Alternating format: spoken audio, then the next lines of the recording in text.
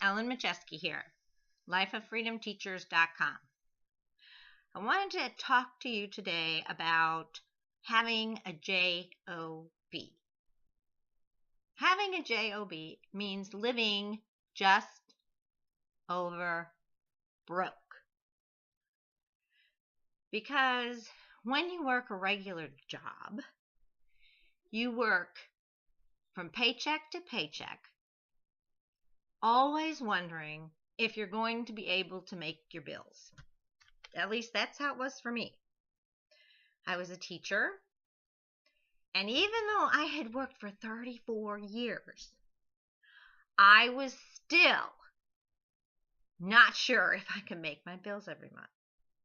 Now, part of that comes from the history that I need to share with you, part of my story, because I was a Catholic school teacher, which means you can take about 3/4 of a public school teacher's salary, and that's what I made. Introductory salary, okay? So if I had been working 34 years in the public school, I probably would have been making double my salary. But I had the luxury to work there because my husband also had a job.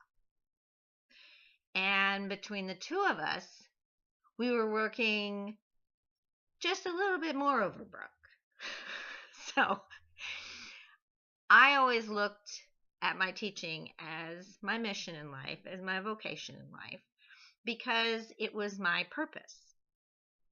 I am here on this planet to teach other people. And at the time, it was to teach kids on the elementary level. Well, when my husband passed away, it was then an only income. So for the past 5 years, I was digging out from under a huge pile of debt, some from college expenses that should have been paid, some from just credit cards that should have been paid, and I was responsible even for things that weren't in my name, but were in his name. So, debt that we had acquired from 2 incomes, easily paid off by 2 incomes, now became insurmountable with my piddly income. And I didn't think anything could change. I just believed that this is where I teach, this is what I do, and deal with it. I had no idea there were alternatives. No one ever showed me an alternative to what I was doing.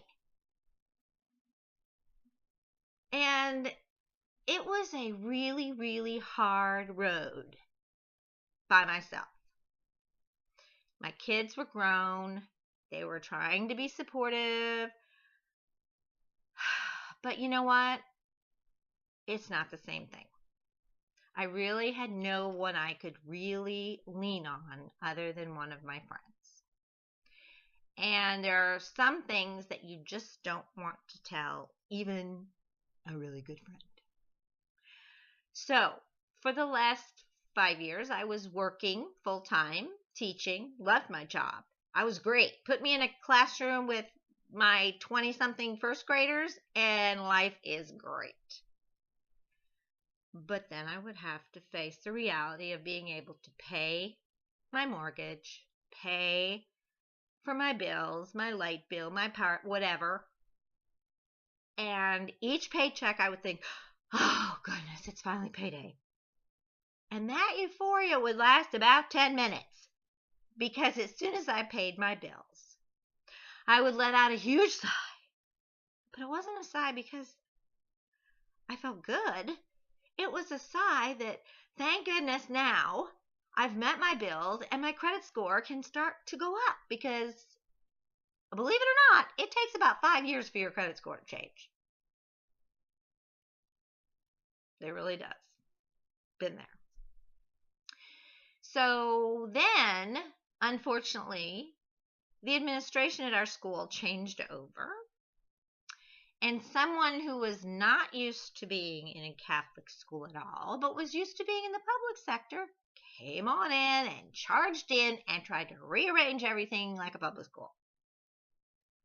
Well, my mother hen feathers got all ruffled because someone was trying to put my kids in the wrong direction, doing the wrong things, according to me. Therefore, I was fired last fall. And everything I'd ever known how to do was blown out of the water, and I thought my life was over. I had worn the hat of mom. I had worn the hat of teacher. I was still a mom, but my kids were grown. So I really didn't have any daily things I had to do for them. I'd been a teacher since I got out of college.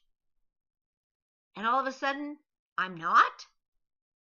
And therein lied the truth I had to realize. That regardless of who does what to me, I am a teacher. I've always been a teacher. And I always will be a teacher. No one can take that away from me. We are all put here with a purpose. I've known mine since I was 5 years old. I'm a lucky one. I always knew what I wanted to do and what I was put here to do.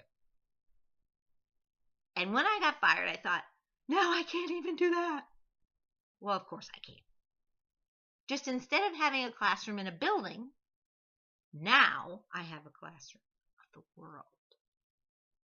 And that is the most empowering realization that I've had.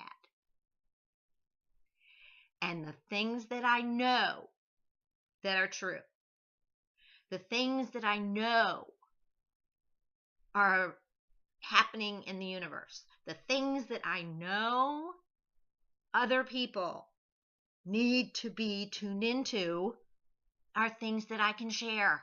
Just like the fact that you do not have to be working a 9-to-5 job, breaking your butt to get a paycheck that feels good for 5 minutes.